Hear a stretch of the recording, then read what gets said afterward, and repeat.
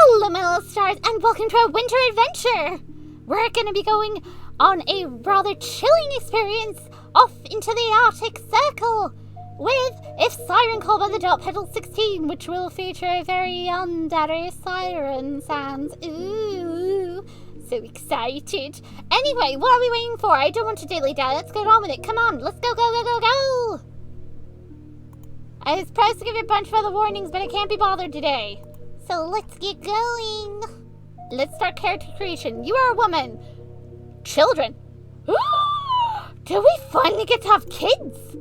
Wait a minute. Oh my god, there's a little orca on the freaking, on the mouse slope. When you highlight, they're so cute. Ah, that's so adorable. Okay, so I'm just gonna do my usual thing. Purple hair, pink eyes, glasses. Gotta have my glasses, you know. Okay. Ooh, hairstyle. Wait, we can have a hairstyle. Ooh, fancy. I want something fancy. Pull it up into a high ponytail using ribbon. Ooh, that sounds fancy. Ooh. Okay, our eyes have got to be pink. You do wear glasses. Ivory skin, nothing extra tattoos. If we can have a moth tattoo, that would be great. Fantastic. We can. I'm happy. You do not wear makeup. Pfft, who needs makeup? I'm pretty. Twinkle. Okay, last name.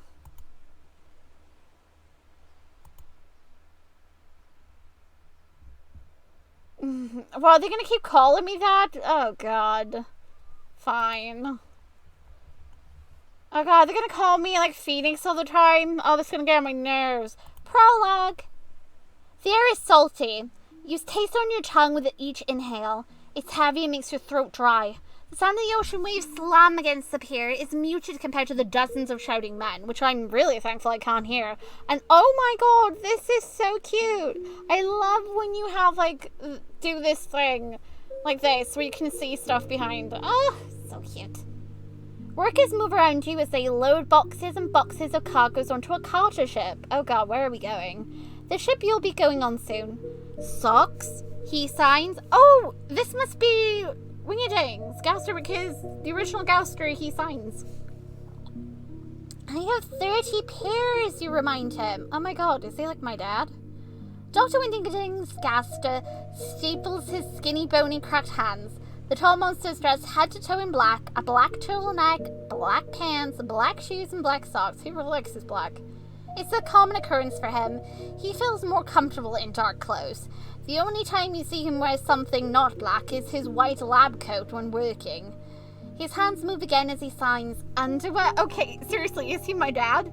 Oh my god, do we have a dad? Are you my dad? We might as well be in this one. Regular and long, you confirm patiently. Okay, yeah, he's definitely like my parent figure.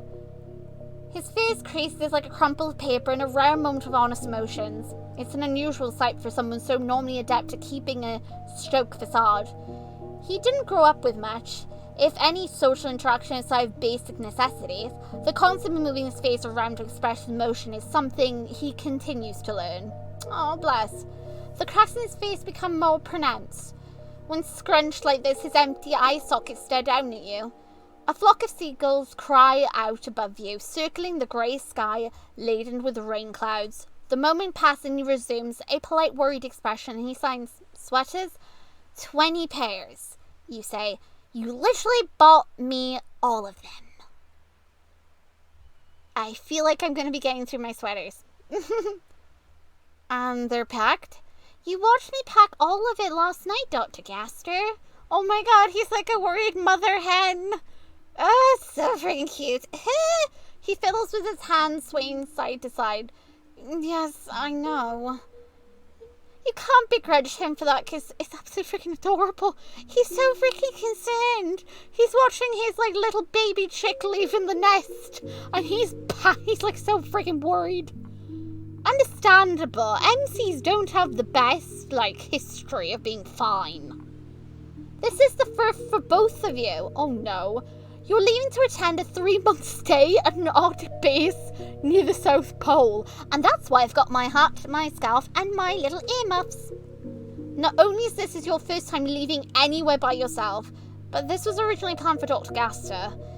It'll be hard work managing everything yourself, and both of you anticipate unforeseen events. Yeah, we're dealing with an MC. Unforeseen stuff is always gonna happen. Cause seriously, guys are like a freaking magnet for bad stuff. Dr. Dadster cannot attend. He meant to cancel his trip entirely, but you insisted you could go instead. Oh, gosh, I can't imagine that conversation. You know, you don't necessarily have to cancel it. I could go instead. Absolutely not. But come on, it's a rare opportunity. It's a once-in-a-lifetime chance. Come on. You can't go, but I could do it instead for you. And then I could replay everything back to you. Will you be alright? Well, I'll be as safe as anyone can be in the Arctic Circle. I'll be extra cautious, I promise. Fine. But you need to call me every day. Or every so often so I know where you are. Of course. Anyway, a rare magic-infused blizzard, oh god, is projected to form near the area. The last time such a thing happened, it caused a unique and interesting reaction with the Aurora Australis. Is that like the Aurora Borealis? Produced by the South Pole. This phenomenon was recorded, but no significant readings could be made. Dr. Dadster, and by extension you, specialize magic studies. This occurrence might not happen again for decades. Oh my god, my character and him, he's a freaking workaholic again, isn't he? You know, we got to do it for science, Dad. And he's like, I know, but you're fragile. But science, Dad. All right, for science, but you need to be careful. Okay, Dad, I'll do it for science, and I'll be careful. It's an opportunity you both be remiss to skip. I thought so. He cannot go, and so you will. Why can't he go? Even if you've never done anything like this before, and you have minimal field experience. Great! A newbie! I'm sure everybody else on the trip will be perfectly fine with you, and won't get annoyed at the new person. You're an adult. You'll figure it out. Trust me, even adults can't figure everything out. He knows that. He does trust you. Yeah, there's a difference between trusting you and trusting the people around you and the location you're going. He may trust you like 100%, but that's not to say he trusts Mother Nature and what she has planned, or anything else in the environment. Things can happen. Dr. Dadster quietly signs, first aid. They will have that there, you tell him. Or you at least hope they will. But yes, it is still in one of my bags from where you shoved it in last night. It's just hard for him. The both of you are all you have. Oh my god, he is my dad. Oh my god. Oh god. At your first year at university, you happen to read about his publications. You were immediately impressed by his work and ended up learning more about Dr. Dadster. With each publication, he quickly rose up in an academic idol in your young, impressionable eyes. Oh great, I'm a fangirl. Don't tell me I literally did something super cringy, like go up to him one day, ask for his autograph, and then just push the subject of like working under him or something. You had heard stories about the elusive scientist. He did not appear in any public speaking capacities, declined lectures, and avoided in-person meetings like the plague. Many of professors bemoaned his antisocial nature, and those that did meet him described him as a chilling man. But also, he doesn't talk, does he? He speaks in sign, because he's doing it now. He's not using his voice, so maybe there's a reason. Comments online and forums offered mixed reactions. From a distance, he was admired. But up close, he was hard to approach. Maybe he has his reasons. There were more than a few nastier comments about his race. Really? This shit again? Every time in one of these games. Oh, it's because it's a fucking monster. Ugh. About how he hasn't lost the unnerving rings of light in his eyes. Rings of light in his eyes? Oh. Okay. Oh, so it's a signature, it's a character trait of a type. So I think Is he a siren? Because it said ring of light in his eyes. Skeletons don't have the ring of light. They've got the eye light, which is the round ball. Whereas the sirens have got like the donut looking thing. And he's got a ring light. So that's what he's got, right? Does that mean he's the secret siren? Is he a freaking siren? But what does he look like? But he's got... Is he a siren? Just question. Is he going to turn out to be a freaking siren? I could just be overthinking though, but the fact that they mentioned unnerving ring of light in his eyes instead of saying like eye lights. Why didn't you just say eye lights? They said rings of light. Rings. Which means there's black in the middle of them. All of that could be pushed aside in your mind. Personality, race, or appearance aside, Dr. Gaster's a genius. There's no denying this freaking genius. The kind of genius only born once in a century, perhaps even once in millennia. Then you met him. You met him in a coffee shop. You kidding? You met him in a coffee shop. You were... Oh, poor bugger, man. No, don't tell me my character literally just waltzed up like a freaking fangirl and just invaded his personal space. Please tell me that's not what happened. He was ordering coffee for himself and you walked in. You recognized him. Then you proceeded to horrifically embarrass both of you by confessing your respect over his work and enthusiastically asked for his autograph on your textbook. Oh my god, MC, I disown you. He did so very quickly and awkwardly, and in all likelihood only to get you to leave him alone. However, that only embodied you to ask if he had any interim positions open. In hindsight, you realised he was shaking his head no, that he didn't have a position, but you very much misread it as nodding because of how much he was trembling from social anxiety. Oh, poor baby. He fled. Oh, poor Gaster. Oh, it's okay. Oh, I'm sorry, I just get so overwhelmed. You looked up at his laboratory dress and showed up the next morning, bright and early, for an interim position that he did not have open. He left you inside his lab, fidgeted uncomfortably the entire time, and he tried to give you busy work. It must have been horrendously uncomfortable for him in the beginning, but he didn't shoo you away. After the first week, he wrote notes to you. After a month of working there, he taught you how to sign. Oh, that's nice. So he wrote, like, messages so that we could, like, talk to you. But then after that, he actually started to teach you how to sign language with him so you couldn't understand him. Oh, that's so cute. You became his assistant your first year at university. When you graduated, he offered you a full-time position and you never looked back. Oh, I got a dad. Years of working together made your relationship a comfortable one. He lost his family and you lost your... Wait, how did he lose his family? Wait, what?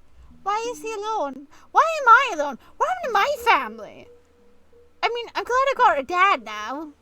Oh, by the way, Gaster, you are now classed as my dad in this, or my mother, or maybe you're both. I don't know. Whichever one you prefer. I'm okay with calling you mom or dad. It's whichever one you prefer. Or I can call you both. Sorry, Mama Tori, stand aside. We've now got Daddy Gaster. Daddy Gaster is the only family you have now. When you needed help on your homework, he was the one to turn to. When you got sick, he showed up at your door with a bag of food and far too much medicine a human could safely take. Oh my god. Okay. Then you're just like, whoa, no, hang on now, Gaster. That's a little bit too much medicine. Oh, but I need to be, like, extra sure that you're going to be fine. What if you die?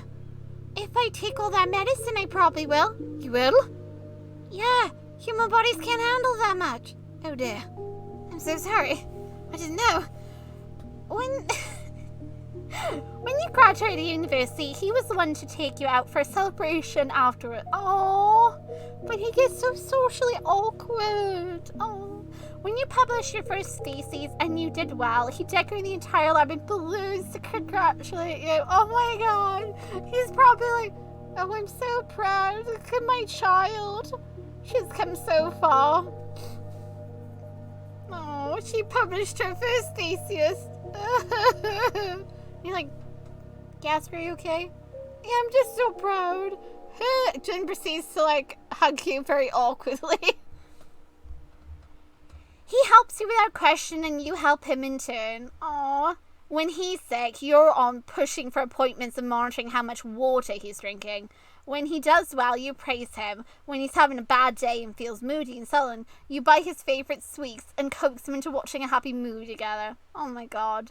The two of you are all you have, really. To him, it's not simply his co-worker leaving. It's his family. Aww. So you didn't complain when he started to mass purchase things for you, and when he insisted on helping you, pal. He's like, what if you're gonna need this? What if you run out of this? What if you don't have a backup of this? We need to put everything in there. Do you want to put the kitchen sink in? Do you think we need it? No, not really. Better put it in there just in case. Just be extra prepared. Also, do you have a backup for your backup for your backup of your first aid? I do. Wonderful. Did you pack it? I did. Are you sure? I can take it out and do it again. Please do. Oh gosh darn it. I'm set, you tell him. What about you? Coffee on timer? He nods. You instruct him to get a timer plug to ensure he doesn't keep leaving his coffee pot on all the time, home and work. I set you up for a meal delivery plan, you tell him. Make sure you eat it when you rise. Oh my god, my workaholic freaking Dadster right here probably gets so absorbed in his work. Wait, is it really a safe idea to leave him then home alone? Gosh darn it all. No, it's not. Why am I leaving him? I clearly need to be watching over him. Can I stay with Dad? He's not as slower this time, more reluctant. Also, don't forget, you have a doctor's appointment next month with Dr. Alice. You can't miss it. It's important, you stress to him. His face scrunches up again. I mean it. You poke his chest. I've got her email. I'll check with her if you went. I'll go, he insists. I will believe that when I get her confirmation, you said flatly. He signed slowly, hesitantly. Is it that shots again? No, you lie. Promise. Would I lie to you? Yes, you would. You sidestep the question, and he nervously fiddles with his hands again. Yes. He's like, you've done this before. You better go, we warn him, even as you make a mental note to schedule another appointment for him the week you get back. He tries to smile at you. He looks forced. I will. Your brow frowns.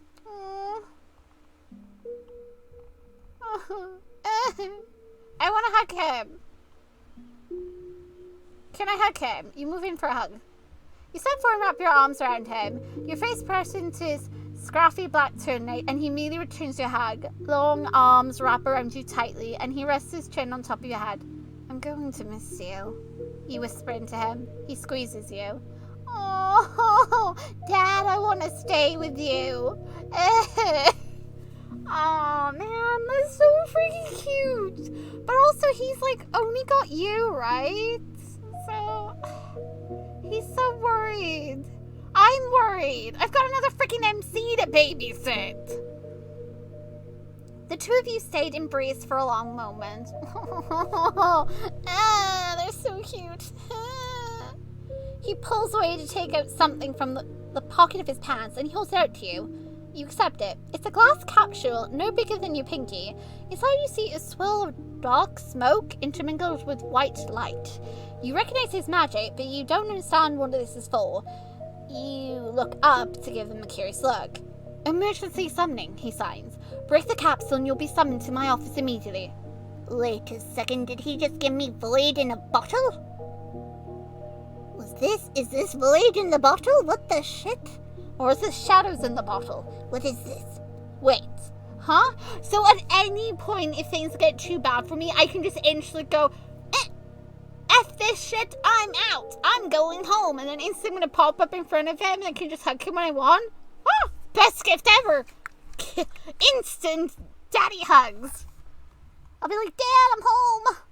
Your pink eyes widen as you process that. Summoning teleportation magic? That's extremely advanced magic. And technology has not progressed to a point where magic users can constantly teleport others. You have no doubt that Dr. Gaster successfully made the capsule and that it will work. You have the complete faith in his magic capabilities and his intellect. Your reaction stems from realizing how precious this gift is. This means he's like, look, if ever it gets too much, just come home. Like, I want you home. Okay? Just forget about everything else. It doesn't matter. You are more important than anything else. Got it? Just come back to me alive in one piece, please. What you now hold is rare enough to be considered priceless. Any other magical researcher would sell a kidney to study what he did with this capsule. He folds your fingers over it. The white rings in his eye sockets soften with a fuzzy edge. The white rings again, see? So these aren't like normal eyes. So is he a siren? He pulls his hand away to sign. I'm proud of you for going, but I won't be disappointed if you need to leave. You are more valuable than any knowledge we could obtain there, and you are worth more than any of those other researchers. Don't hesitate to come home if you're uncomfortable or feel unsafe. Oh my god! Do I want to cry?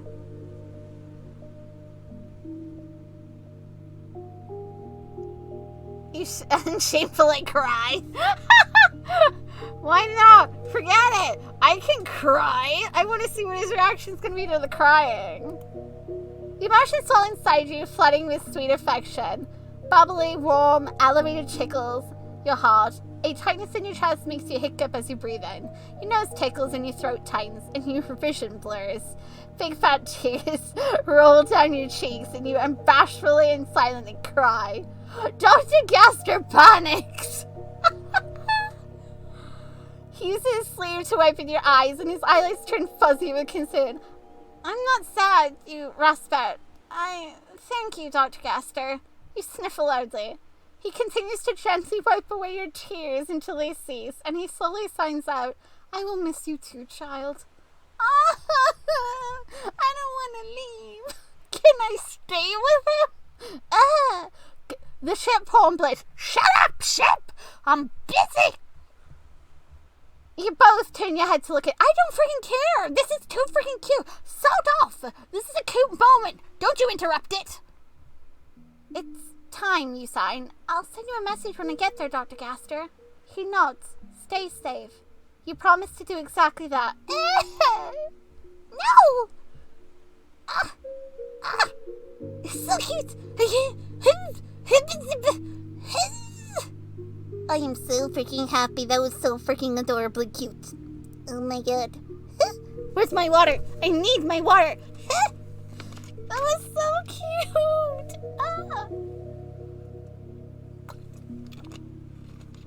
I'm calling it right now. I think Gaster is a freaking siren. I'm just calling it right now because he's got weird like ring eyes, and I don't think that's monster eyes. Either way. He called me his child like Mama Tori does. I'm his baby. If anybody hurts me, Daddy's gonna be mad. I'm just saying right now, I could 100% see Gaster lose his freaking cool if anybody touches me. Oh god, okay, let's get on the voyage, shall we, folks? Oh my god. So freaking cute. I cannot even. Okay, come on, Twinkle. You've got this. You got this, boo. Better. You got this, boo. Better. Okay. Let's just keep going, shall we? Alright. God, we're still in like the first part. You step onto the ship and hug your jacket tightly. Your normally comfortable casual clothes have been left behind for practical safety first gear. All of your heavy jackets are now a neon bright orange and red. Ugh. All you have are thick pants and heavy sweaters along with long underwear, gripping socks and a variety of gloves. Dr. Gaster purchased all this for you as a business expense. Aside from the jacket, all the colors are muted and dark. You're there for professional purposes to represent his lab, though I think personally he's like, dang it, I should have 100% cancelled that trip because now my baby has gone on this freaking ship, and now I gotta wait 3 months until my child comes back. And, well, he just doesn't think about the other colours unless they're shoved in his face. You're reasonably confident the only reason the jackets are orange instead of black is because he read through the safety helmet so often he wore the binder down. Oh my god, he was that worried that he's just constantly, like, checking everything? Because he wants to, like, run no risk of anything bad happening to you. In addition to your temporary wardrobe, he stuffed your bag with emergency rations, flares, guns. Wait, why did you give me a gun? Tranquilizer gun? Do I even know how to use it? A hand taser and a flashbang. You have no idea how to use any of it. You told him as much, but he insisted you keep them anyway. No, we're not going to say that. How the biscuits and cookies are you going to use a flashbang without blinding and deafening yourself? You're not. I'm not going to let you. Good thing you don't plan to need it.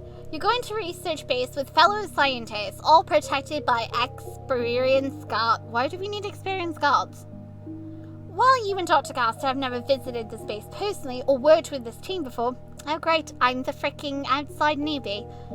Both came at high recommendation from another scientist, the one in charge of the expedition, Director Greenberg. I don't like his name. Personally promised Dr. Gaster that it would be a pleasant experience for all involved. Huh? Really sus. He was very nice over the phone over the last minute change. Because it was so last minute, a lot of the paperwork still had Dr. Gaster's name. That's fine, I'm his child, that's fine. Instead of yours, but you don't see that as an issue. Your gloved hand gripped the metal railing on the ship, and you stared down the pier where Dr. Gaster remained standing. The ramp is loaded up onto the ship, and the horns blare again. You wave at Dr. Gaster, and he waves back at you. The ship departs. Yay, we're out on the open sea, lads! Fantastic. Oh, boy. Okay, so everybody, let's just get on the front of the ship and do, the freaking position for Titanic. Well, you take 2 days of travel to arrive at the base in the Arctic. Wonderful. Okay, the ship suddenly rocks in the waves. Seawater splashes up to you, spraying your face in a fine mist. You splutter and wipe at your face. When you lower your hand, you find that you are joined by someone new. Oh, Jesus Christ, hi. A lanky, tall man with dark hair and stubble on his chin. He's wrapped in a heavy brown coat. Something about his gaze discomforts you. Oh shit. Subconsciously, you take a few steps away from him. Hello? You say, although it comes out more of his question due to confusion as to why he approached you. The name's Dr. James Saloni, he says, while holding out his hand. Irrationally, you don't want to take his hand. That's not good. That is not good at all. Why don't I want to shake his hand? You shove that aside for the sake of professional integrity. You accept it with a firm shake. You go to remove your hand, but his grip tightens. He winks. Hit him where it hurts! How dare you flirt with me? Glad you're the one coming with us instead of Dr. Gaster.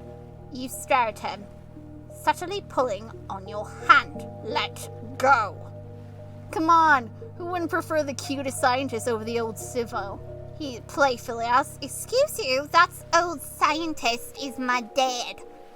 Don't you go saying shit about dad. It takes your brain a moment to realize he's flirting with you. In the same breath, he's insulting your boss and your dad. You don't know how to respond to that. Slap him! You yank your head to uncomfortable and awkward no. You recover quickly enough. You coolly respond. Dr. Gaster would have been able to provide valuable insight to any project. It was a loss on your part to lose the chance to work with him. He raises both eyebrows at that. Sure. You blankly stare at him, and he frowns. Don't be like that. We're going to be living together for 3 months. You need to relax. You come anywhere near me at all. I have a flare gun. I don't care if she doesn't know how to use it. I will 100% use it in your face. I don't like him. There's something about him. I don't know. There's just something about him. The fact that a character or Mag straight away was not comfortable with him. Nah. Do not want to be left alone with that. No. Don't care. Want nothing to do with that. Your bro creases. Before you can respond, a voice of the intercom buzzes over.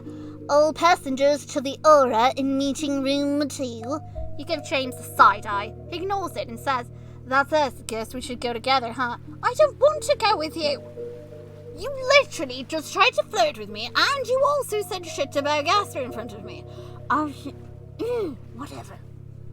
First impressions aside, you have no reason to refuse him. I can think of one. He's hitting on you and he's supposed to be professional.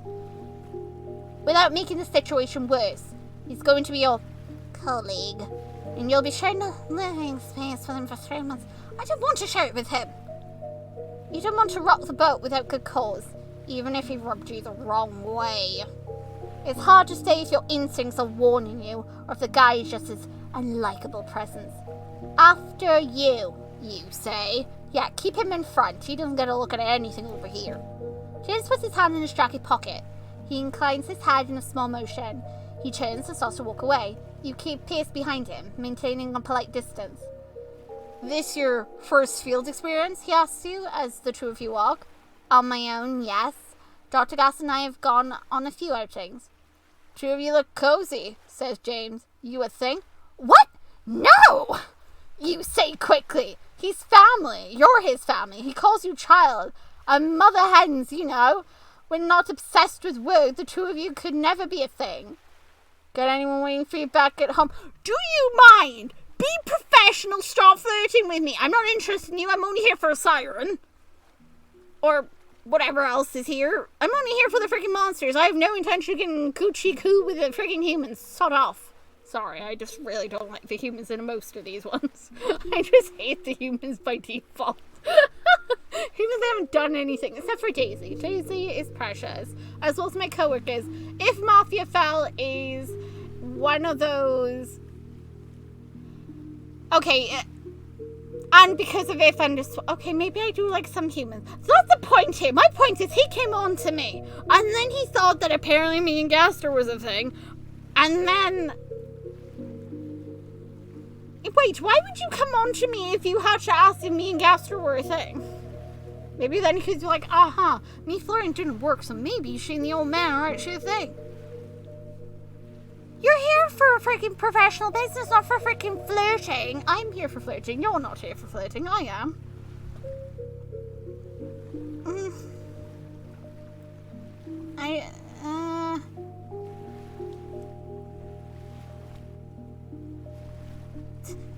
I don't answer that. You could yourself. That's too personal. Do you? You ask him, wanting to politely divert the subject. Sadly not, he says. But my brother is actually the captain. The captain? Oh, great. I can't push him overboard. Of the guards, the big guns that keep us safe. Wonderful, James explains. His tone has a mocking edge to it. All the snow and wind, scary shit right there. You frown at that. What about the wildlife? None of the big animals go near the base, says James. That's why we have to camp out on ice some nights for our research. James loudly sighs. This is my 5th trip out, and somehow you're still alive. And have yet to see anything sharp. Excuse you? Yeah, 100%. I'm going to chuck you off the freaking ship myself. I don't freaking care. That's good? Sure, he mutters. You sick shit. Why would you want to see your freaking animals getting hurt? Screw you. I mean, understandable if you have to, defend yourself, but the fact is, I haven't seen anything shut.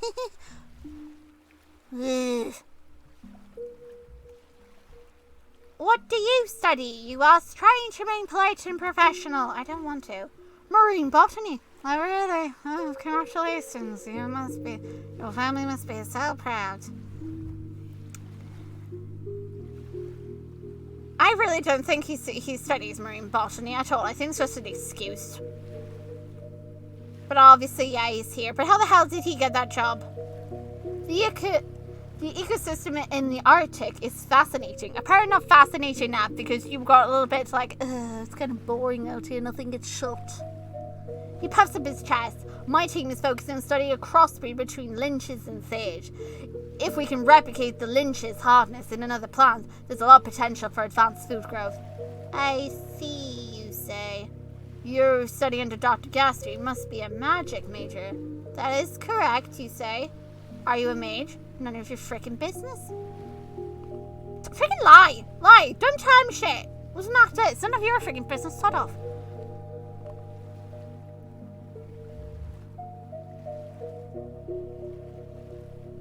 No, sod you. I don't want to give you information. Screw off. You have mage blood from your grandparents, but you don't have enough to actually utilize magic in a traditional sense. Dr. Gas had shown you how to conjure it and imbue it in a certain thing, like food to make it taste like a little bit better or water purify it. But that's the extent of what you can do. Although one of the side effects to having mage blood is that you're much more sensitive to magic, and you can even absorb it into yourself for extra energy. You also something of a heater.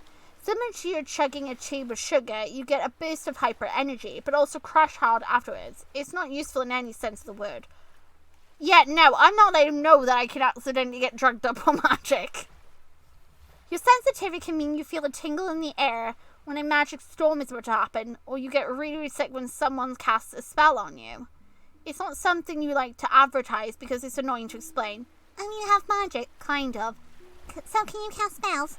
No. Do you have magic? Yeah, but I can't do that. Then what can you do? What can your magic do? Make coffee taste like chocolate milk. People get disappointed, annoyed, or give you looks of pity. It's a hassle. Better to simply say you don't have it. Then how do you study it? James, stop being a nosy frickin'... Go away. With my brain, you say? Well, yeah, but... Looks like you're right at the conference room. I don't like James. I want him gone. Can I get rid of him? Is it possible for him to, like, disappear or the plot? Question. Can my siren friend get rid of him? Would anybody judge me if I kill him? I know what you're all thinking, Twinkle. It's a bit extreme. I know. But think about it. We're in the Arctic. I could get away with anything. Meeting room 2 is in the middle of the boat. Its walls are covered in warm wooden panels and it smells strongly of coffee and donuts. Inside you see a couple dozen more men and women, primarily men. Yay.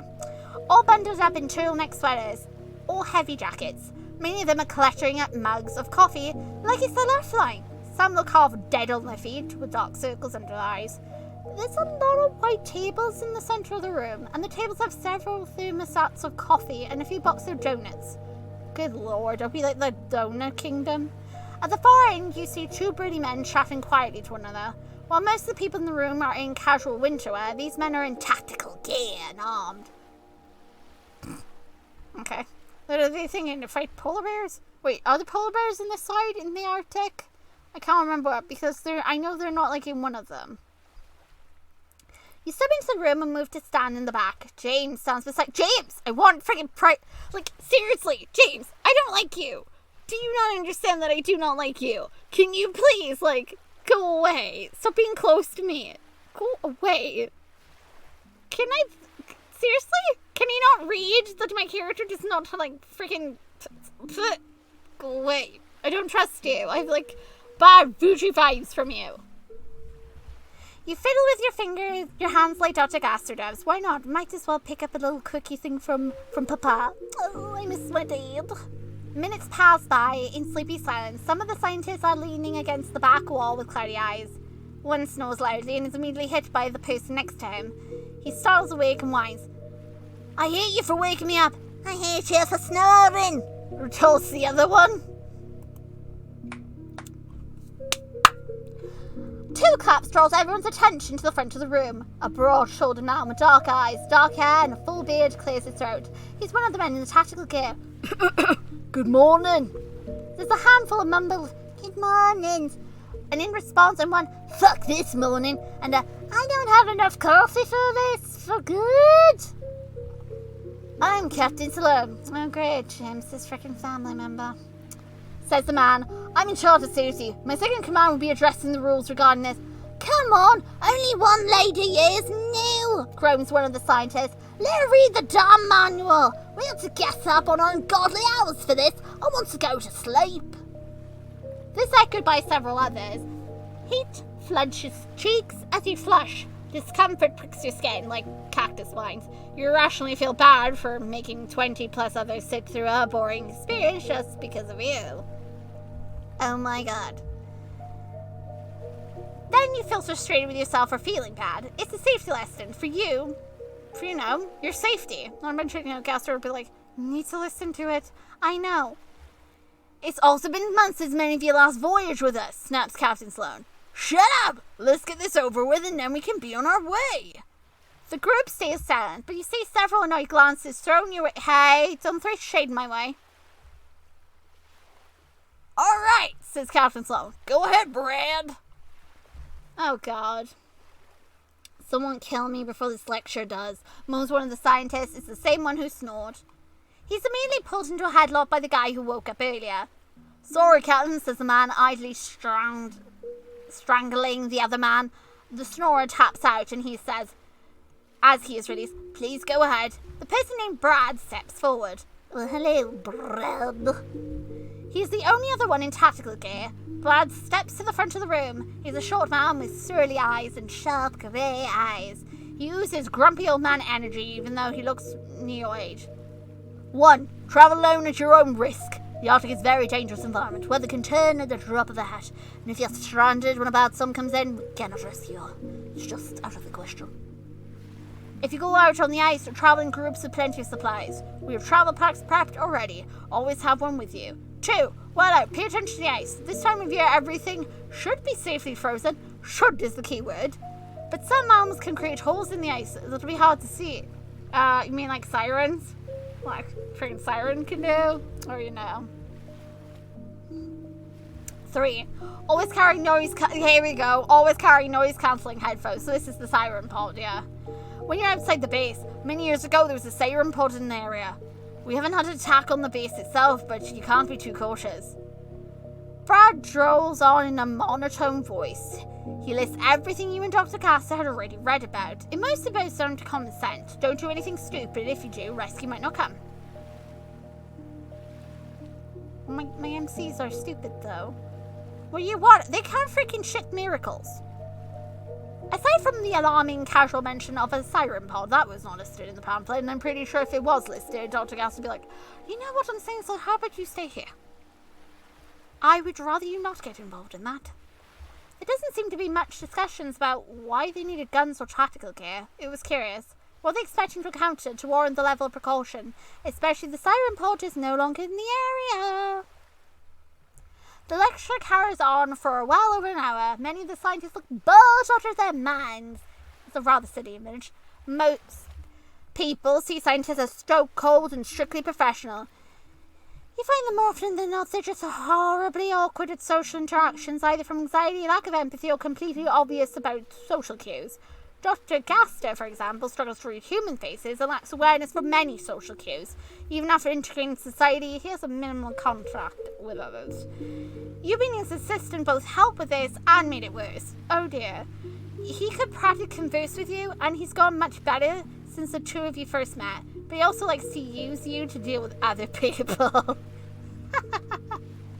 You're the first point of contact between him and other scientists. Like, go Twinkle. You go talk to them. Okay. The only other scientists he will directly talk to, without forcing him to get involved, are Dr. Alice, his medical doctor, and Dr. Alphys, a scientist he respects. Everyone else goes through you first, even if they don't realize it. He'll have you answer his emails as him. Dismissed, says Captain Sloane. At the end of it, the group sighs with relief, and many fly out of the room. You watch them leave, content to stay out of the way. You'll make your way to your cabin once the path is cleared. As people are leaving, an older man approaches you. He's short, and he comes up to your chin, portly, and has a curly white moustache. He looks at you behind big black glasses and holds out a hand.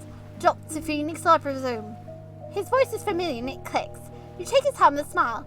Yes, you must be Director Greenberg. In the flesh, he laughs. Oh, well, nice to meet you, sir. It's good to put a face to the voice over the phone, says the director. And a real honor to have Dr. Gaster's apprentice here with us. I reread your thesis last night. Excellent work for a first time. I expected nothing less. Why are you sucking up to me? Thank you say. I appreciate accommodating the changes in the passengers. Of course, he says. Everything has been prepared for Dr. Gaster. It'd be a waste if no one came. Here, let me show you to your cabin on the boat. Thank you, you say again. Director Greenberg cheerfully beckons for you to follow him. You do, feeling much more comfortable with the peppy man than you had with James. Screw James. Our lab is top of the line, he says. Everything is regularly updated and replaced as need be. You'll want for nothing in your stay. When you get to the base, I'll give you a tour while the youngins are unloading. I don't want to interact with you people. I just want to go out there and find this iron. I can handle my equipment. Nonsense, he says. You're our special guest. Don't treat me like a special guest, please. I already feel like an outcast with all the freaking glares I'm getting. I already told Sloan. His men will carry everything off the boat for you. The director chins his head. I am curious, though. If you can indulge this old man, what caused the switch is Dr. Gasterwell. Dr. Gaster is fine. He simply had a few emergencies come up that require him to handle in person, you lie. Well, it's not a complete lie. Unfortunately, Dr. Gaster's cycle syncs up with the timing of the trip was cycle. It was simply too dangerous for him to be confined in a living space with dozens of strangers. Being a siren himself! He is a siren, so that's why he's got the ring light, the ring eyes, the round circles for his eyes. That's what it is. It's a friggin' indication that he is one. He didn't want to endanger anyone by being near them when his magic starts to act up. Oh dear. It's a very private matter. It's not one you want to tell the director. Speaking of sirens, was there really a pod near the lab? You asked the director. Oh yes, they gone now though, he says. Vaguely. His eyes move away from me. Why? I didn't bring noise-cancelling headphones, you tell him. Not to worry, we have plenty to spare, he says as he looks back at you. There was no mention of a pod on the pamphlet, you say. Like I said, they're gone, chased off or something. Wow, that doesn't sound reassuring. Then why do you need for the armed guards? Dr. Greenberg's smile turns forced. Precaution, my love, is very safe. You don't need to worry about a thing. Just focus on research and report back to the brilliant Dr. Gasper how wonderful your stay was. What the shit? You force a polite smile and demure response. A siren plot, huh? To think you could run into a beast or a group of beasts. This is a beast? Is that what you call them? It's also surprising neither you nor Dr. Gaster considered it a possibility. Dr. Gaster, Wingding's Gaster was a beast, now civil. What? Oh, is that what they call them? In this world, there are 3 races. Humans, monsters, and beasts. Okay.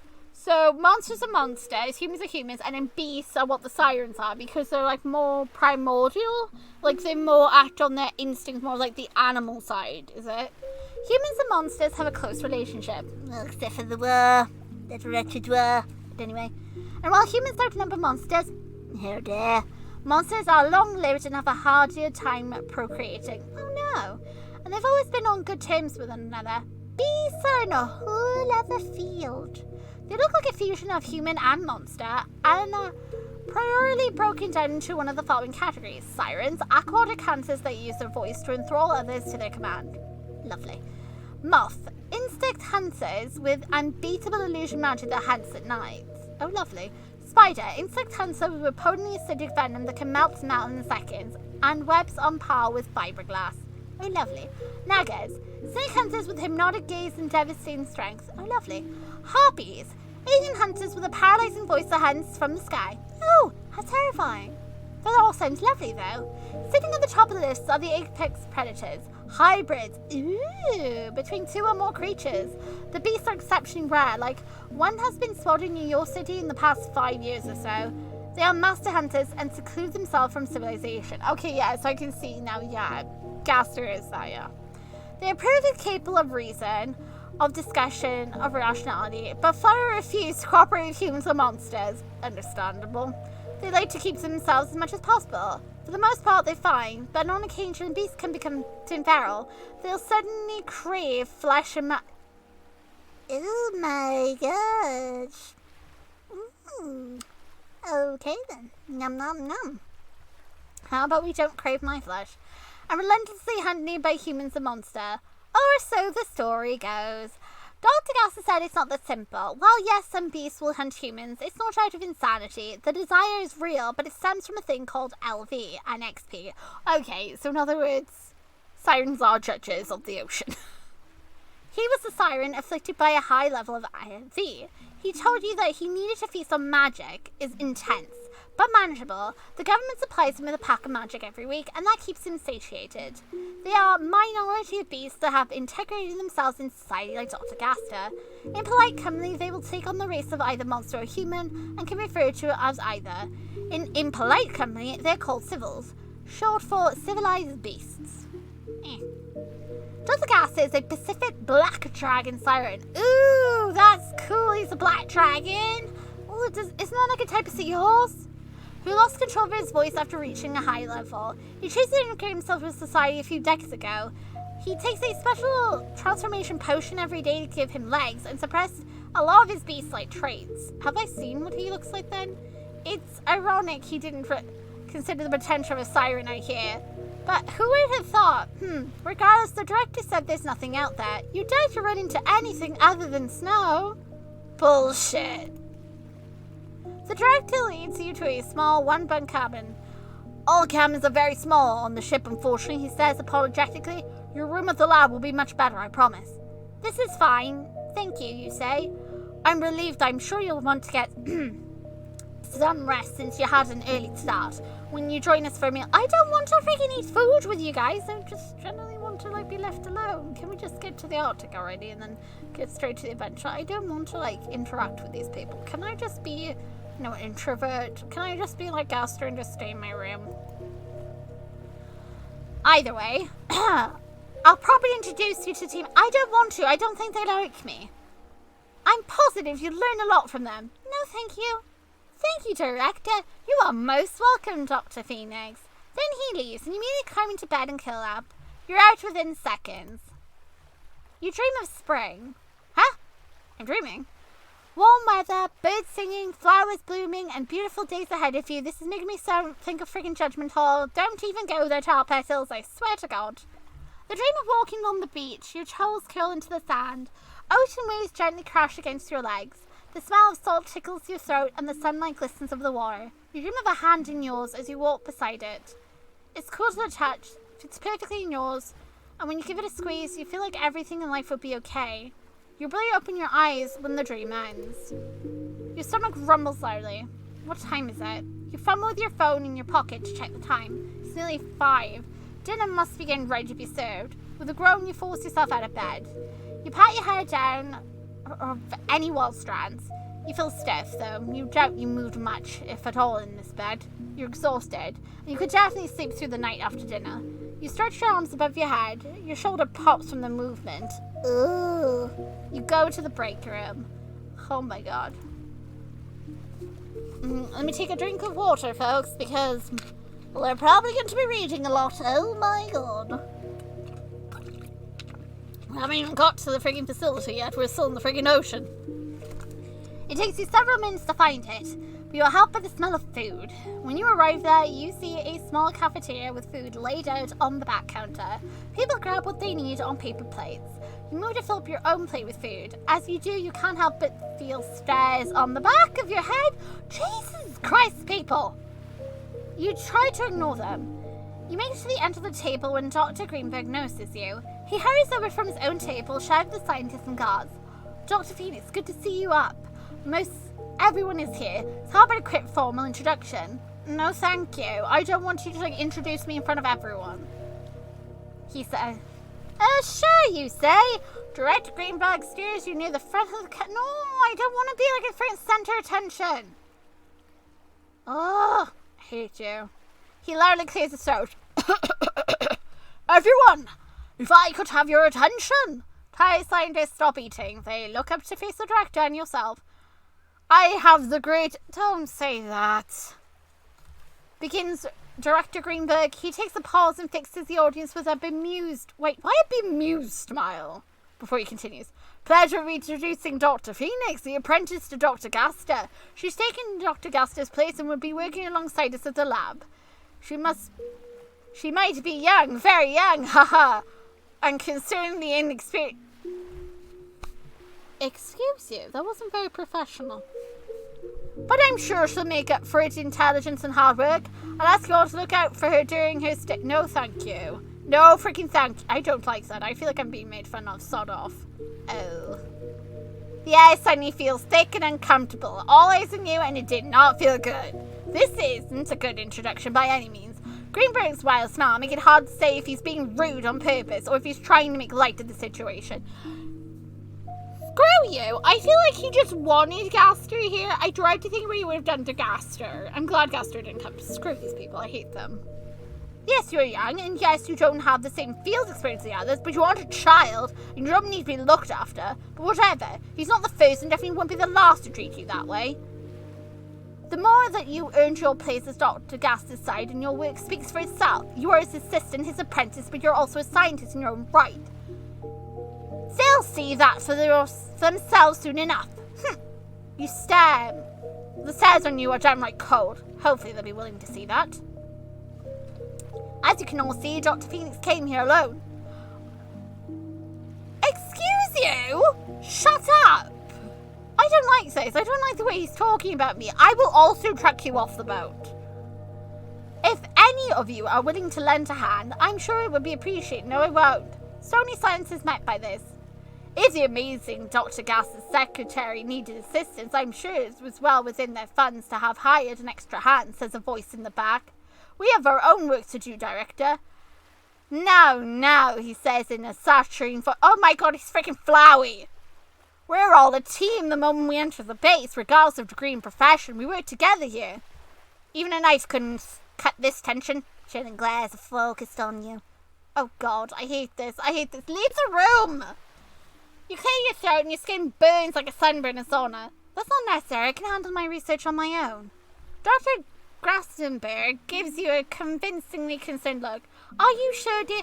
Yes, I may look like a freaking child, but I don't need you to hold my hand and I don't need you. Leave me alone. I really don't like him. Wow, I actually have got two characters I don't like. I don't like him now, and I also do not like James. You nod curtly and you grip tight on your plate of food. Yes. Very well, he says. He looks over the table. My table's full, but I'll leave my room, thank you, you say quickly. And you leave, before you can object. Yes, screw him! You're too tired to deal with that awkwardness. But everyone will forget about it the next day. You wouldn't want to be seen as some child loose in the lab that needs supervision. Everyone's tired. Tomorrow will be better, you tell yourself. You're tired. Oh, God. You make it back to your cabin and you eat quietly on your bed. The next day, I don't want to. It's not any better. Oh, well, everybody's going off the ship then. I don't care. I don't want them near me. I don't like their attitudes. I just don't want to deal with them. Screw them all. Petals, why are you doing this to me? I feel so awkward.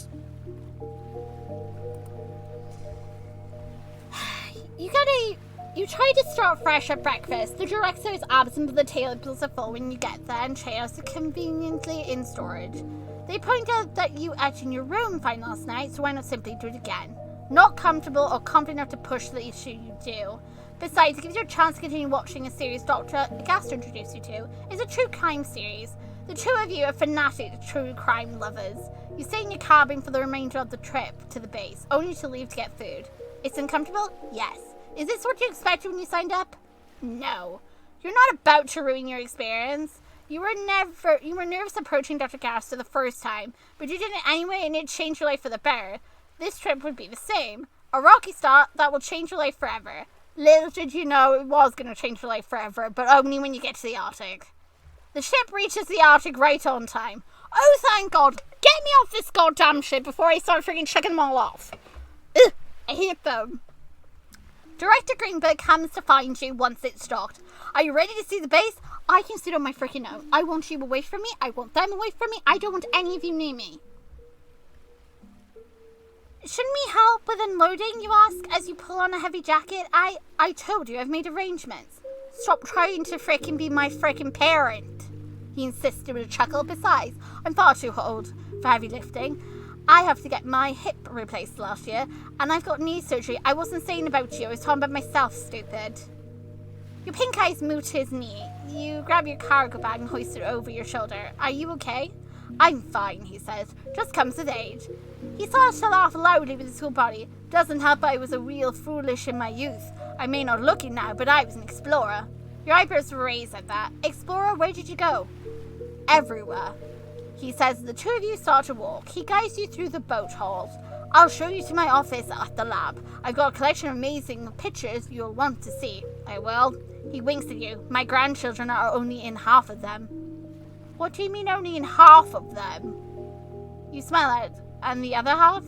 Might be my children, he chuckles. Or my wife's in a few. Only a few. She despises getting a picture taken. You sure she doesn't just despise you?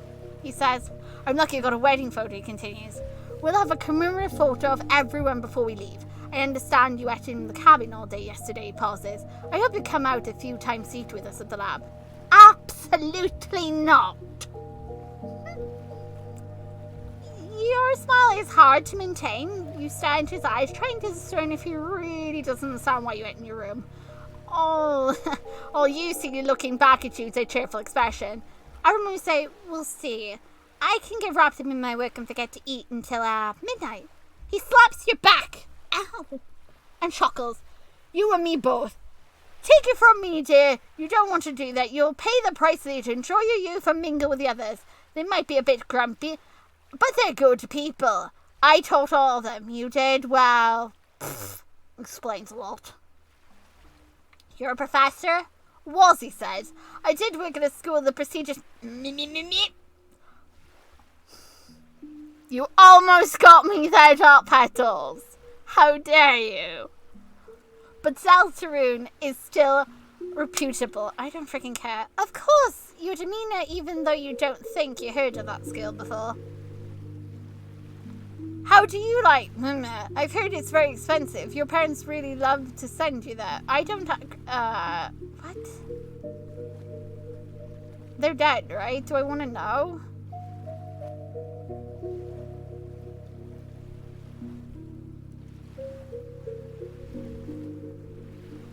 Iris, none... I wouldn't know. Never met them. I earned a scholarship to attend.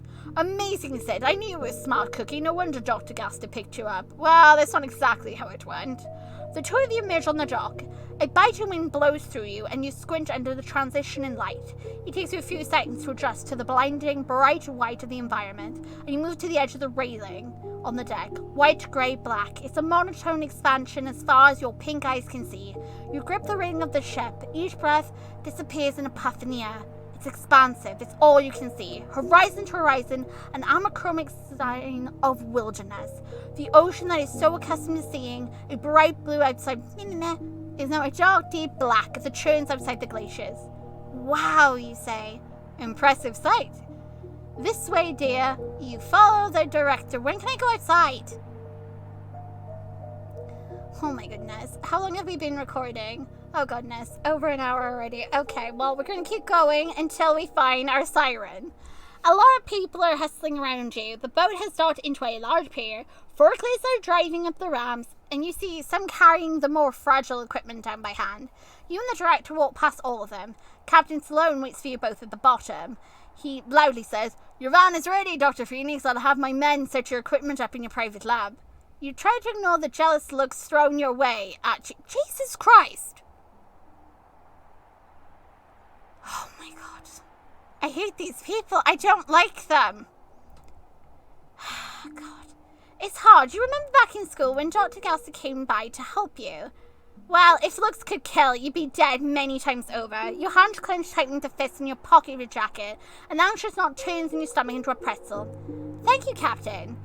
He gives you an even look. He dismisses you and turns to the director to hold out keys. The director takes the keys and he motions for you to keep following him. The van is an off-road van with tires as big as you and chains wrapped around them. The director climbs into the driver's seat and you get into the passenger seat. It starts up without issues and off you go. As you drive by the pier, you look out to the endless expansion of white. The lab isn't far from the docks, he says, the director. Will the boat be staying, you ask? Goodness, no, says Director Greenberg. It would freeze over. No. We got enough food for a month and a half. The boat will leave in return in a month with more food. We pack for an extra half in case the weather gets bad or the ship is delayed, and again another month. Ah. Also to check in on us, you guess? That too, he says. We do weekly check-ins at our mainland lab. Weekly, not daily? Daily would be a waste of time, he says. The time zone difference would be a nightmare for the mainland to accommodate. No. We're very safe at the lab. That's hilarious. You guys are so screwed. Well, Stout, and we're all very smart scientists. No, you're not all very smart scientists at all. He winks at you. We can handle anything. You smile weakly. That's good. I don't feel reassured.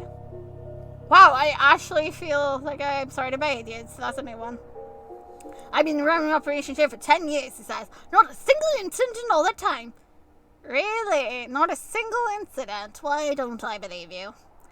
The lab is 10 years old? His smile momentarily slips. Well, not this lab. I run another lab on the opposite side. It is much better than that old hovel. That's what happens when you get proper funding. Ah, there she is up ahead.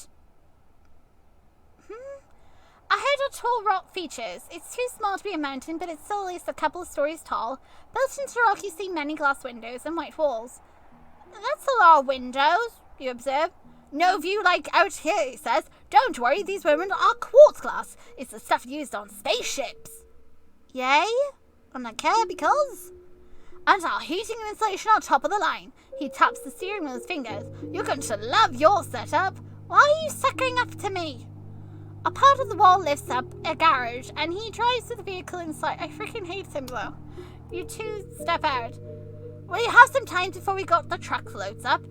Let me give you a tour. I don't want a freaking tour with you. I want to just go to my room and pretend you don't exist. No offense, but I really don't like these humans. The tour begins from garage into the main common room. There's white inside as it is outside. White tile floors with painted white walls. White couches, white as far as you can see. The only splotches of colour come from the outside the window. This is the main common room, he says. The front door's over there, you see them? There are 2 glass doors surrounded by windows at the far end. You nod. State of the art, he says. All of this is really... Whoopie dude, I don't give a shit how big your freaking doors are. I was going to say something else, but I'll refrain. Our doors and windows have a forward security system installed and managed by our guards. It all runs on a separate network so it can't be hacked. Is that a concern?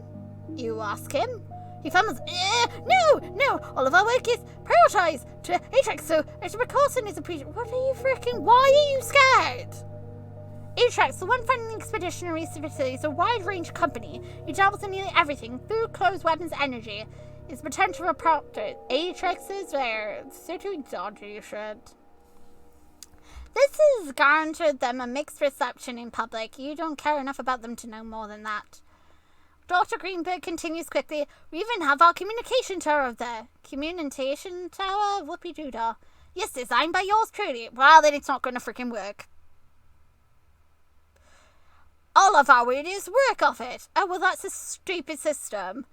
Because then if the tower goes down, then you freaking can't use the stupid radios. I may not have a fancy blah blah degree like you, but I know a thing or two. It's getting harder to keep your smile in place. Jesus Christ, I don't freaking care. You point at Dr. Dadster doesn't have a degree from there either. Which is true, although he's been invited to lectures there. Jesus Christ, I really don't like this constant, like, me, my thing is bigger than yours. Like, being around a bunch of children. Dr. Ghost only has 1 degree from a simple university that he obtained while integrating society, but that 1 degree pales in comparison to his accomplishments. His most notable work was his invention of the solar conversion, an innovation to take on solar panels that convert solar power with near 100% efficiency into magical electricity.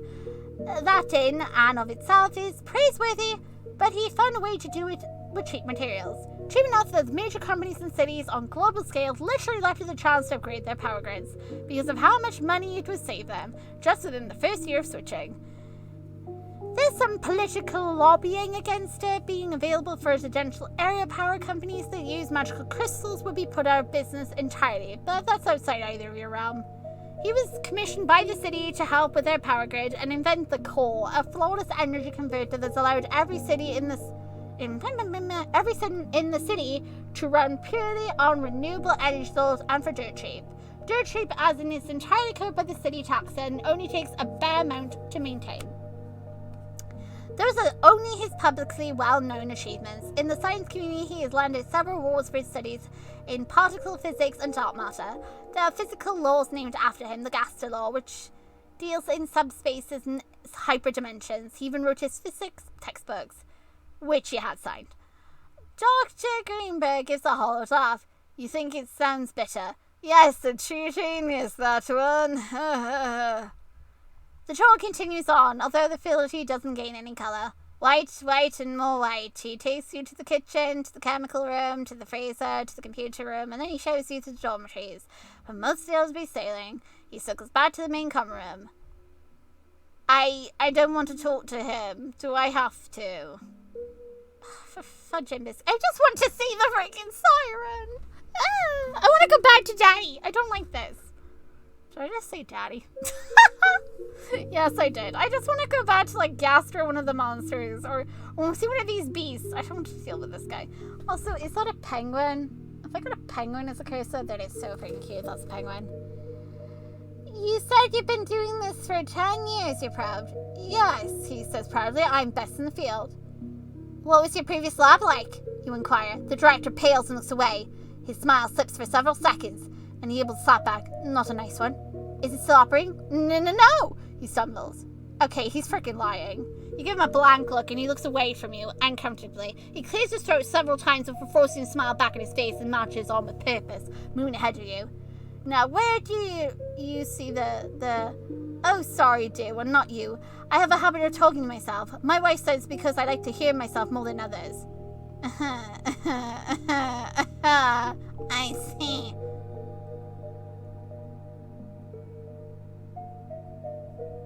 I see, you say. Good to know. Kelsey asks, do you review his work? If asked, he's more likely to review mine. Right, that makes sense. You two have been working together for some time, haven't you? Several years, yes, you say. You helped him with his last project, didn't you? He credited you. Last? Oh, yes. The Dr. Gaster recently assigned a pharmaceutical with redesign and improving the physical healing cells using magic on basic. Okay, what is your point?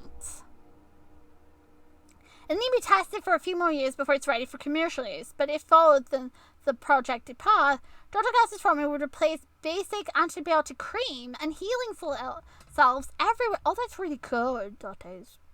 The credit will appreciate you feel is not fully deserved. You contributed was marginal.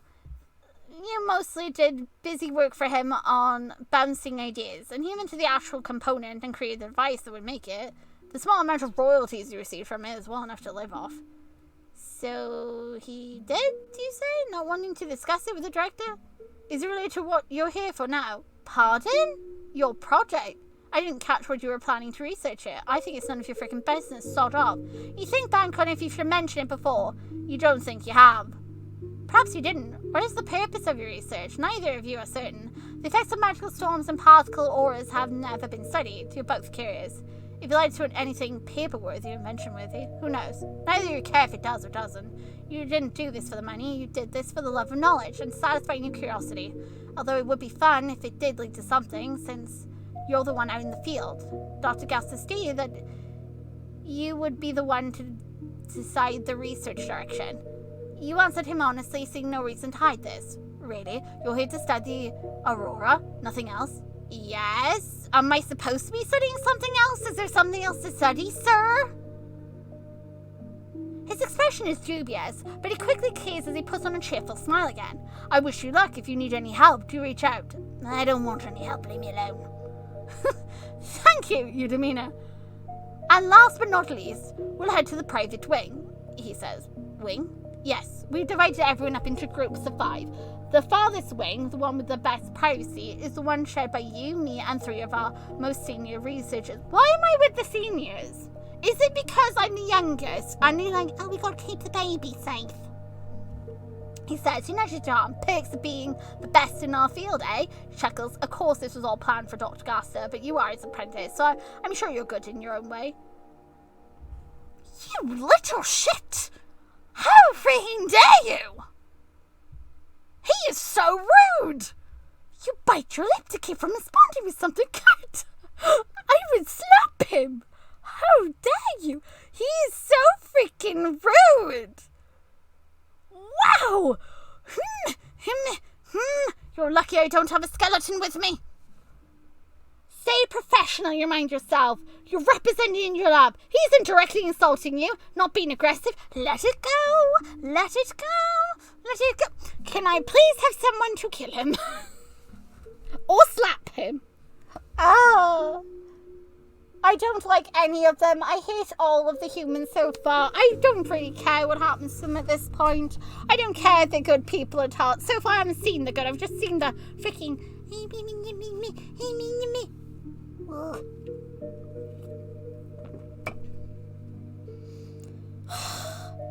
It's okay, Twinkle. You're doing this to save a siren. It's okay. You got this, girl. Come on. He guides you down a long hallway that goes through the rocks. The hallway's made entirely of windows. Stupid windows. And when you exit out, you realize you're on the opposite side of the rock formation. It empties out into a view of the dark ocean and glaciers. At the end of the hallway, it splits into two directions. You and I are on the left, he says. On the right will lead to... Oh shit, groans a voice. What? What now? 3 people exit the hallway on the right. The one who groaned is the snorer who complained at the presentation. Ha ha ha! Screw you, man. He's a middle-aged man with grey hair, a half-shaved beard, and deep blue eyes. Also, wait. So this actually overlooks the ocean. That means anything that happens in here, the fact there's so many windows, he'll be able to see everything going on. Look at us and look at who we've got at freaking on our side. We're freaking sleeping. Great. All the people I don't like so far. He's a middle-aged man with grey hair, half-shaved beard, and deep blue eyes. The one that puts him in a headlock hits him in the chest. Can you not bitch for a second? Language, the director gasps. Sorry about them, the director, says the third person, a middle-aged woman with faded red hair and a tired look. What are you three doing here? Director Greenberg asks. I'm too old to do the heavy lifting. Can't we leave it to the master, complains the snorer. Director Greenberg sniffs. He turns to you. Dr. Phoenix, let me introduce you to my old students who are apparently feeling lazy today. Oh, great. You're not the only one who needs a knee replacement, crossly mutters the woman. Whose bright idea was it to try rappelling down a glacier alone, the director says testily. You paid the price in your stupidity, Eliza. Oh, well then. Eliza gasps. Oh! I would have been fine if that stupid rope didn't snap. Okay. You would have been fine if you didn't go alone and have a spotter. Excuse me for trying to live, she says hotly. Honestly, says Director Greenberg. Dr. Phoenix, this is Dr. Eliza Red. The woman nods to you. Dr. Joe Field. His name. That's funny. The snorer gives you a half-heated wave, and Dr. Dakin...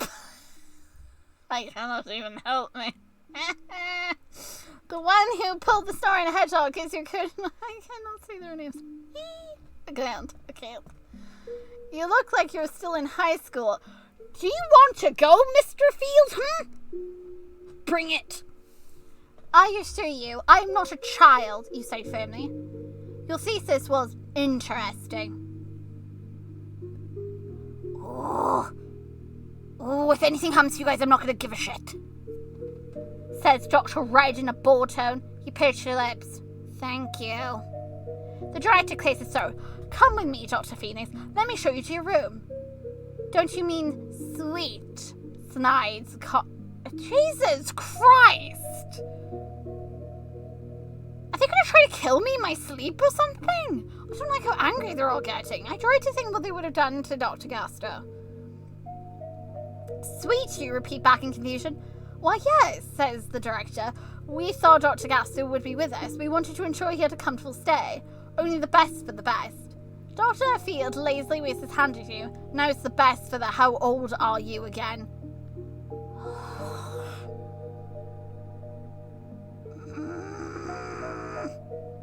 I don't like them at all. You clench your jaw. I'm not a child. I'm a professional. Please treat me that way. Please. Dr. Red chuckles. The director hurriedly kicks in. Now, let's all get along. We're a team here. This way, Dr. Phoenix. You three behave yourselves or I will restrict lab time. The three echo promises of yes, sir. They won't. all good now, he decides. Right, Dr. Phoenix? Screw you. You level a glare with the other three. As long as I'm treated with respect, we're fine. It's the bare minimum. Great, then we're fine, he says. He walks down the left hallway and you follow after him. Your room is on the top floor. I'm never coming out of my room again unless it's just from my room out into the wilderness, back in again, and so on and so forth. I don't interact with any of them. I freaking hate them. I'm directly below you. Hope that's okay. I don't want to have to deal with the stairs. I'm fine with the stairs, you say. He holds out a card to you. Here's the key card to your room. I keep all the spare keys in my room. If you happen to lose yours, just let me know. I will not lose mine, you say. You head to your stairs, hoisting your carry-on bag over your shoulder, and the key card unlocks your door. Can I just get outside already? I don't want to deal with these people. Let me out. I feel trapped. It's a big room. It's oval-shaped. The entire back wall is a seamless window. What is up with the freaking windows? That overlooks the ocean. You hadn't noticed before, but your wing is the only part of the lab on this side of the rocks. It definitely provides more privacy. It's a nice view, you think to yourself. The water isn't that far. You could easily walk out to it. You think you even saw a back door in the connecting hallways you could use. You toss your bag on the bed and look around. Queen-size bed, massive desk, 2 dressers, and you see another door, and when you check it, it leads to a private bathroom. It's far upgraded from the ship cabin you were previously in. You're relieved you get your own bathroom too. You wouldn't want to share like with most of the others. You take out your laptop from your bag and open it. You promise Dr. Darkpetal to let you know as soon as you arrive. I really freaking hate it here. It takes you a few minutes to cut up connection to the Wi-Fi. The signal, unsurprisingly, isn't the best, but it all does load up. And you call Dr. Gaster on the application. On the 5th ring, he picks up, and the video ring is grainy. The moment you see him, you smile. Hey, Dr. Gaster, you say. He smiles back at you, and he sighs, hello, Twinkle, how are you? Your smile freezes as you recall the earlier interaction. His face contorts with concern. Are you okay? Do you need help? Do you think I can't handle this? You snap. You instantly regret snapping as soon as you do. I'm sorry, I shouldn't have snapped at you. You say, I'm tired. We just got here. Dr. is full of worry. He sighs, I know you can handle anything, but it's okay if you need help or if you feel that you can't. I want to do this. I need to do this. Yeah, considering how I've been freaking treated like a freaking child with no respect and then just humiliated. Rude. You sign and rub at your forehead. Anyway, how are you? How much war have you had today? Dr. Gaster freezes. Dr. Gaster. The ring of his eyelids move to look away from you. Dr. Gaster, you press in a lower voice, please tell me you've had water since I've last. I was just getting up to get some when you called, he signs, still refusing to look at the screen. Dr. Gaster, I swear on the stars above, if you pass from dehydration while I'm here, I will set fire to your rose bushes. That makes him look back over, and he frantically signs, not my flowers, they finally bloomed. Aww, he's so cute. Okay, I'm so glad we got this. You point to your eyes, and then you point to the camera. I'm watching you, old man. You better have a better answer for me next time I call. I will, I promise, he says. You relax. Anything happened while I've been away? He tilts his head. The cultures changed colour. What, really? What colour are they? Gaster rummages around his desk and pulls out 2 pairs of shades of identical blue. You blink. Are you telling me they changed tints? It's just a lighter shade of blue.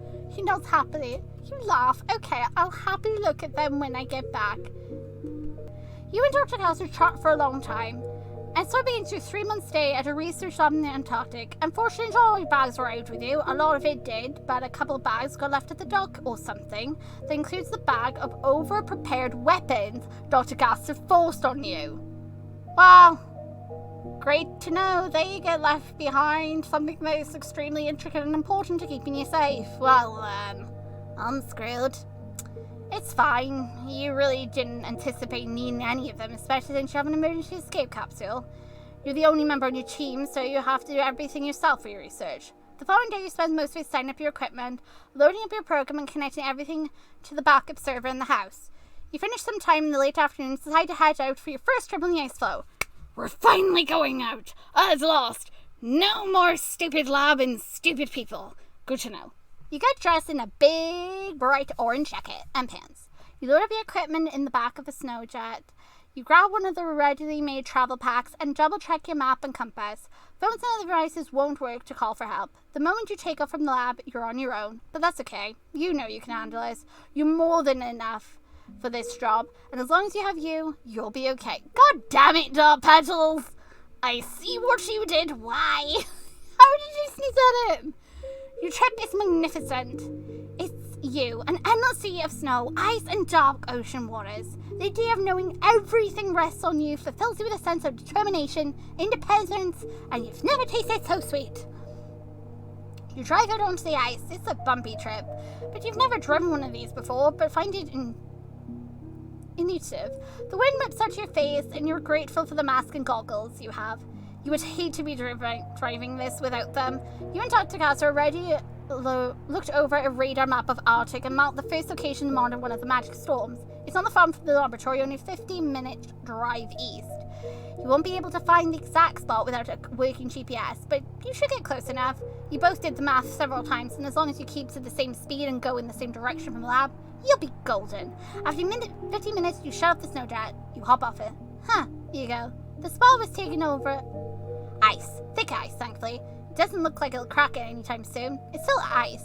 It's pitch black beneath. Only a few spots in the ice have snow on them. You look to your left, the ocean isn't far off. You practically follow the shoreline. You look back down on the ice and tap on it. I never thought I wish I knew a magic spell to test how thick it is. Yet here I am wishing I knew that. You muse to yourself. You take a look at your map and watch. I'm certain this is the spot, or very close to it. After eyeing the ice again, you decide to go along it. It's thick enough now, and the weather will only get colder. No way it's going to melt and thin out. Plus, you've come out here regularly to check on the machine. You run past the snowjet and you snap at the equipment like you practiced with Dr. Gaster. As the sun dips down, you forget how early the sun goes down here. You click your tongue in annoyance. The hair on the back of your neck rises up. Hello? You stop working. A tingle goes down your spine and your heart thumps in your chest. You feel as if you're being watched. As you glance up and you see nothing on the horizon. Oh, dismiss it, who cares? What would be out here anyway? You stay focused on setting up the device. The device was created by Dr. Gaster and with some parts commissioned by Dr. Alphys. There's a solar panel built into it, and there's also a large magical crystal at its core to anticipate multiple days in the Arctic without sunlight. There are several antennas and dishes made to monitor the weather, pressure, wind, precipitation, temperature, magnetic fields, and magic levels. It's made with magnetic locks for easy assembly and disassembly. You practice putting it together and take it apart with Dr. Gaster prior to your departure. Everything inside to study the lights. The famous aurora borealis are caused by high-energy particles from the sun raining down on the planet as they nearly interact with the planet's magnetic field, which talents them towards the north and south magnetic poles. When the particles collide with atoms in the atmosphere, it creates a glowing field of excited gas. Magic storms are filled with high energy that is eager to bound and dissolve bounds with anything inorganic and gaseous states. An excited gas meets an ignition. The results are bound to be interesting to see. As you're curious to see why this magic storms only form on the South Pole instead of the North, that's something you hope to uncover while waiting for the storm to appear. Stars, you can't wait for that magical infused blizzard. It's getting dark and you need light. You could get your flashlight. You could do that. But that would mean you'd have to work with one hand, or worse, hold a metal flashlight in your mouth in sub-zero temperatures. No thank you. You have a small trick you like to do. It is something you've always been able to do, and you take a deep breath, and you let our soul a small... Okay, so we're going to summon our soul. Okay, then.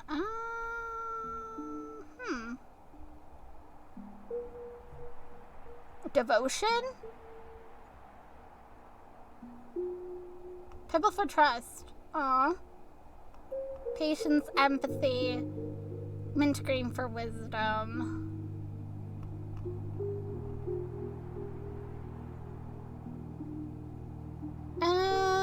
Should we go with mint green for wisdom? You know what? Let's go with devotion. We've never seen a bluey grey before, so we'll go with that. Bluey grey heart illuminates the area around you as it appears in front of your chest. Being able to summon your soul is really only good for this, a light source. Your lips twitch at a memory. Although it's the first time you did it in front of Dr. Gaster, he had a heart attack. He fervently begged you not to use your soul as a hands-free flashlight, and he scolded you that souls are precious and sacred and being able to summon one is a unique ability. You asked him what else it could be, what it could do besides act as a hand-free flashlight, and he shyly sighs something about mating calls. Oh no! He's in a mating call? He's freaking... Sans freaking sees it! That's what it is! I bet you the freaking siren sees it! That's what that feeling was up the back of my chest. The feeling of being watched. I guarantee the freaking siren just saw me pull the damn thing out. Is he under the water? Is he underneath me? Oh shit. Is he underneath me? Is he gonna think I'm doing a mating call? You ask him what else it could do for a human besides that's a hands-free flashlight, and he helplessly shrugged at that. So, hands-free flashlight is. You check it yourself, already imagining the exasperated horror of the look Dr. Gaster would give you if he was here. He'd probably scold you about using it. It's as a light. But it's a pretty light, you giggle to yourself, half imagining the conversation. Oh my god, is he freaking into the water and like he's going to think we're talking to him? For some reason, I'm imagining now, like, the siren is, like, underneath the water now, because obviously we just sensed that somebody's watching us. So to him looking up, he's going to see us put out this freaking soul, and it sounds like we're talking to him.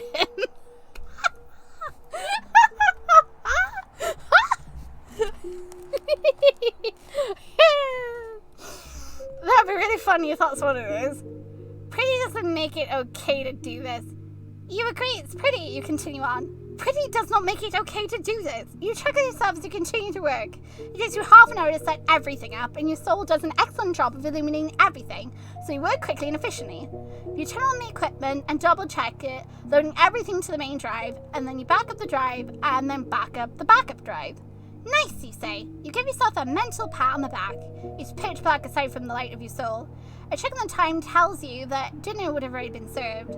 You'll have to grab whatever is left and likely eat in your room again. Oh well. You didn't come here for friends. You came here for science. For the experience of being the lead on a major project. You can't fight back your smile. You giggle again to yourself, actively pleased and proud of your first day of real work. Excitement warms you from the inside out, even though your fingers and your toes feel tingly and numb from being out in the cold. For so long, you don't mind it one bit. With a grin, you happily head back to the lab. 15-minute drive barely feels like 2 minutes long. There's a garage on the other side of the wing, reserved for you and the others in the wing, that you pull into. The warm air of the lab burns your skin. Even with all the extra clothes and padding, the temperature outside is dangerously cold. You can't stay out for more than an hour or two at a time. You chuck off your gloves and breathe on your hands. Your ivory skin are a little red on the top, but not bad. You didn't get frostbite. Hooray for you! You flex your fingers as you hang your goggles on the snowjet. Then you take off the heaviest coat. You walk inside and you pull off your hat, moving to carry the coat with one arm. Hey, go away, James! He's holding a plate of food and stands in the common room for a private wing. You raise an eyebrow at him. Hello, Dr. Saloni. What are you doing here? Saw you driving in, he says. Figured you haven't eaten yet. Got your plate. He holds it out to you. Thanks, I guess. It's a plate of normal food. It looks like it's been reheated recently. You see steam rising from it. Yet you don't feel comfortable when you look at it. You don't see nothing visibly wrong, nor are his words bad, but a part of you distrusts him. You very much do not want to spend prolonged time in his presence, let alone accept food from him. You go off on a tense foot. I want to be friends. I don't trust him. I like to keep a professional relationship.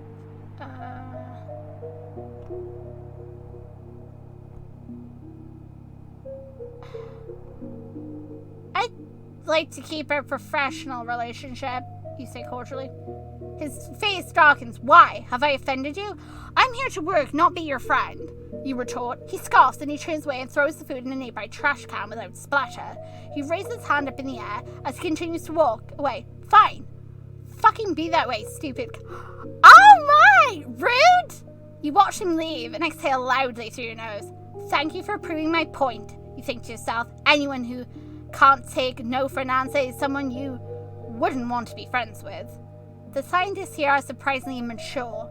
You're rather glad you came instead of Dr. Gaster. He already has issues handling social interaction. He'd have a horrible time here. Poor little thing! He'd probably be desperately afraid of humans after this. You can handle this. You got your work, and you got you. That's all you need. You continue to feel the elevation of your first day. You head over to the kitchen to grab yourself a meal and then head to bed. You can't wait to start the next day. You awoke to the sound of knocking at your bedroom door. You snort into your pillow, dazed from the suddenness of waking up from your alarm. Your room is pitch black. Aside from the alarm clock set up on the nightstand, the knocking too. Coming, you say, getting out of bed. You're fully dressed in sweets. Even with the excellent heating and insulation system, it's still cold as biscuits and cookies. You're in thick socks and things. Okay, good to know. You open the door. Captain Sloan, dressed in... why are you here? In tactical gear again, gives you a good nod. Morning, Dr. Phoenix. Good morning, Captain. Is something wrong? Director Greenberg is missing, he says. When did you all see him? Oh, yesterday morning. I don't really give a shit about him. What do you want? He was from somewhere. I don't really care. Am I supposed to give a shit about him? I don't care. I really don't like any of these characters so far. You think quickly. He asked to see how I was setting up the lab. How long has he been missing? The Captain grunts. Last night. You returned late. Did you see him on the ice? No. What direction did you come from? I was in the east, you answer. He nods and turns to leave. He pauses. I'm going to send out search teams in the area around. You're inexperienced, so stay at the base. Do you think I freaking did something, you asshole? I don't need another person going missing. My cheeks flush. Do you know where the security room is? No. He shakes his head. Follow me. I want you to watch the cameras while we're out. Me? Rex said. You're not an idiot, are you? He asked. Sans? Yeah, what is it? Can you jump, game? Can you come from if Mafia fell? Can you come and deal with these guys, please? Or freaking wing it. Do I have to like them? I don't like them. Can I get rid of them? I hate them. The worst bunch of humans I've ever met. No. You're not out to hurt anyone here, are you? What? No. Then yes, you.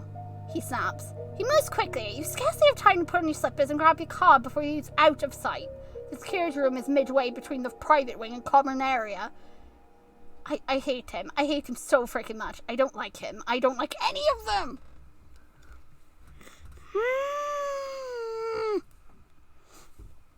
Okay.